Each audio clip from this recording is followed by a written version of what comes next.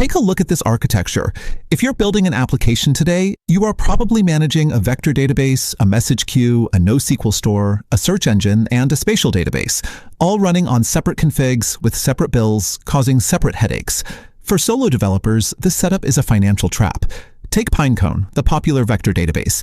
They set a minimum pricing at $50 a month, regardless of use. But you don't need it. A single Postgres database can replace this entire bloated setup without sacrificing a drop of performance.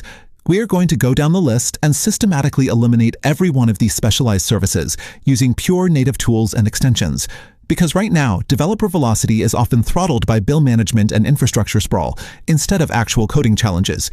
Let's start by eliminating standalone vector databases used for AI and semantic search. This data workflow shows how easily you can bypass the external service.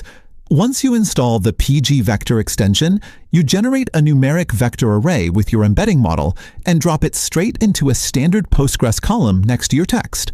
When a user queries your chatbot, Postgres calculates the nearest semantic matches directly inside the table with zero extra billing.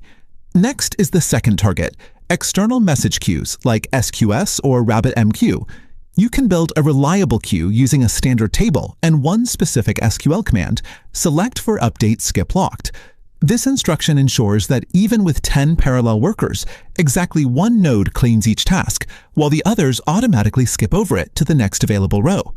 Whether you are managing parallel task queues for your app or running complex vector math for an AI agent, these are essentially data retrieval and locking problems, tasks relational databases were built to solve.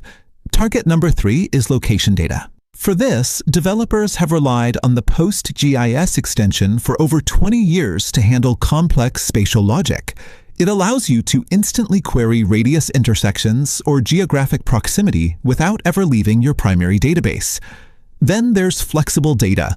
For a decade, the default choice for unstructured schemas has been to spin up a separate NoSQL store, like MongoDB. Postgres negates this need with the JSON B column type. It stores unstructured data in a binary format, allowing you to query deeply nested fields using standard SQL. You get the flexibility of a document store without managing a second database. Finally, the heavyweight, ElasticSearch. It is an incredibly powerful engine, but for the vast majority of applications, it is more capacity than you actually need.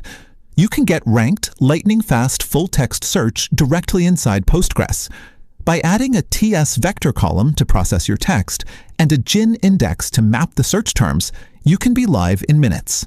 Consolidating these paradigms into a single system removes the need to script schema migrations and force data synchronization across 5 disjointed platforms. Let's look at that architecture one last time. We can take those 5 external services, endless configuration files, and separate bills and collapse them down to one unified database. For solo developers and small teams, this approach follows the 80% rule. Before you sign up for another service, ask yourself, can Postgres already handle this requirement? Because 80% of the time, the answer is yes. I've linked a full breakdown of how I use this exact queue setup in my own live SaaS product down in the description. If this consolidation framework saves you a bill or a headache, drop a comment below. Building a successful product isn't about stringing together the most complex stack possible. It's about minimizing infrastructure bloat so you can focus entirely on shipping your code. See you in the next one.